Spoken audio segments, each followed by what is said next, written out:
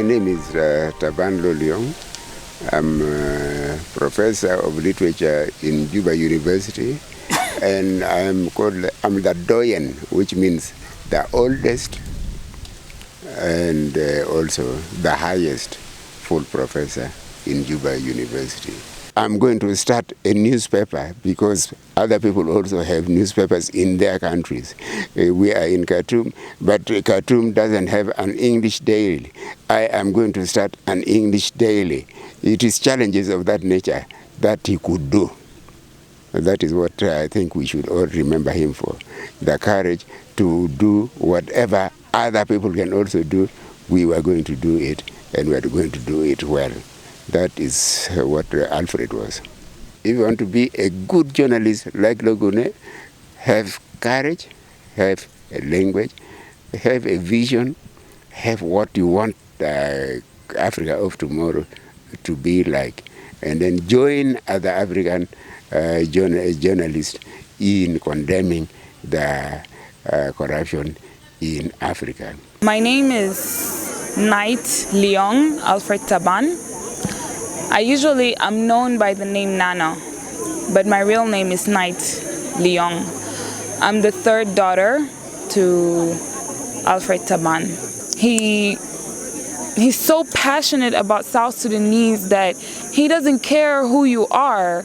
As long as you're South Sudanese, he will support you, he will advise you, because he wanted a better South Sudan for himself, for his children, for his people. I don't know really how I can describe him to you because there's no words, there's absolutely no words that can help me describe him perfectly to anyone. He struggled, he suffered a lot, but never complained, never. When you tell him stop, he will tell you why. Why should I? If I don't do it, who will? If I don't start, who will?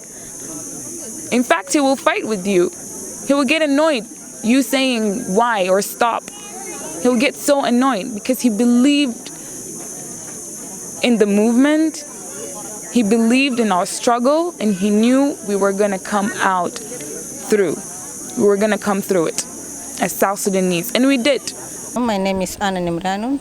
I'm the editor-in-chief of Juba Monitor. Alfred left legacy, and the legacy of Alfred will remain forever.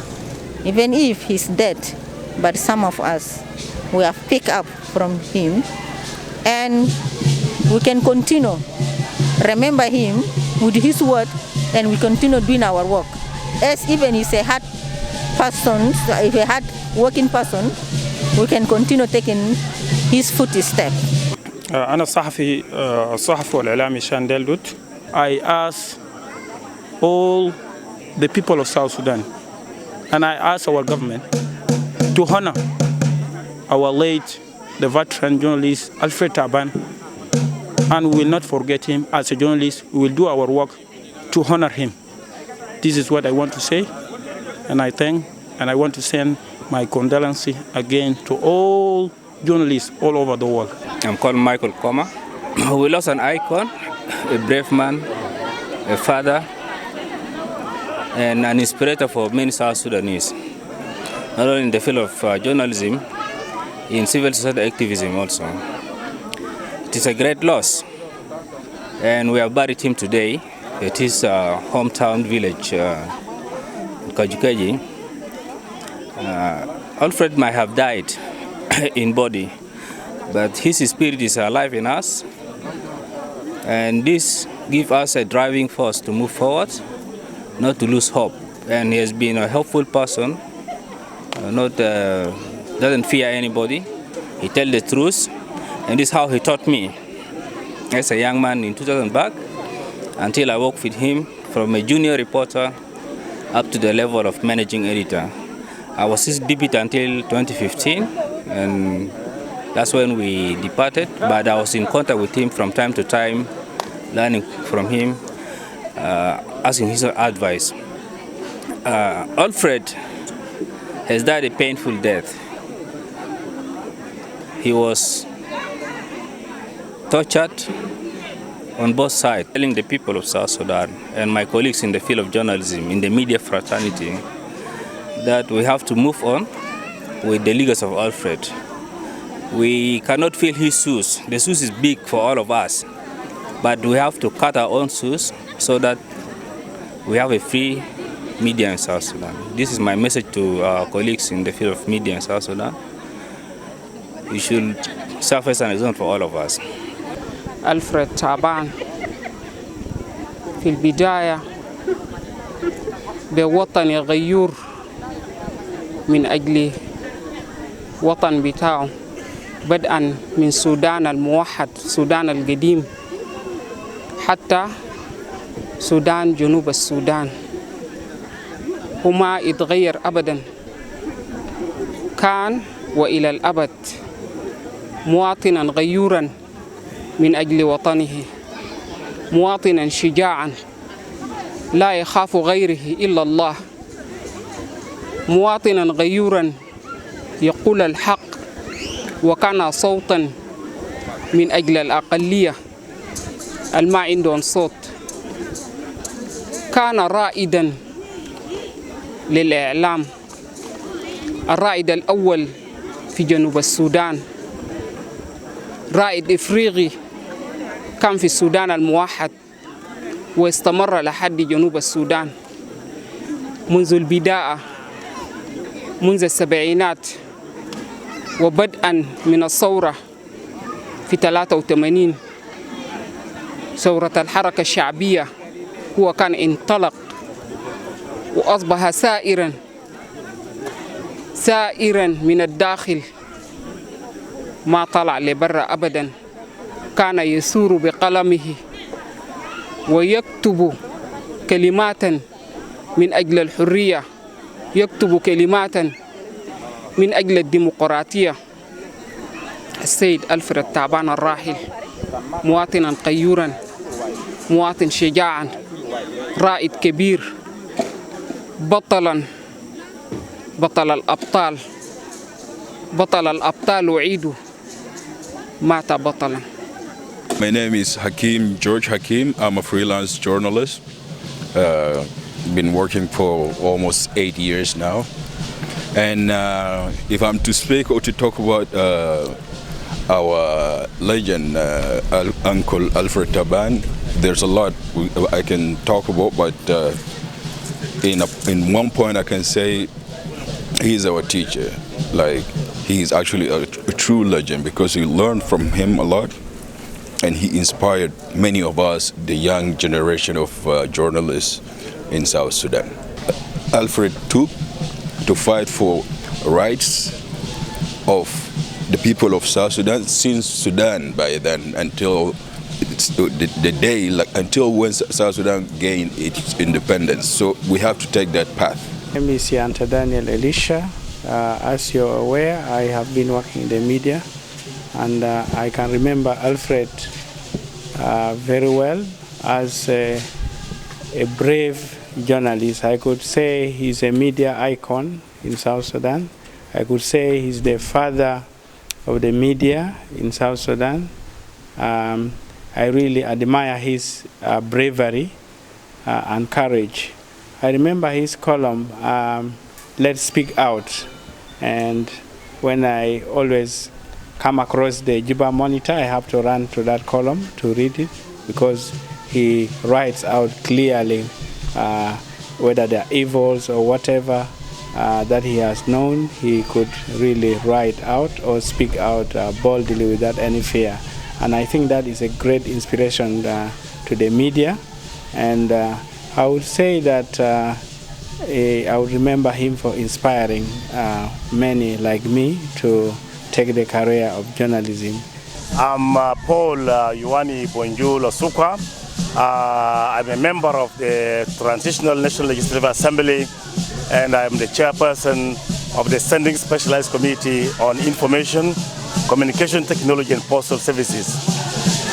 What I can remember well about our fallen beacon of journalism and also our icon and our freedom fighter, my late brother, Honorable Alfred Taban Lo Gune There are so many that I could describe the late. But in a nutshell, he is a mentor. Secondly, Alfred is somebody who lives what he says. The second is that Alfred is an exemplary person. He cannot miss his words. When you do good things, late Alfred, when he was alive, he praises you. When you do wrong, he tells you that the path you are taking is not a good path.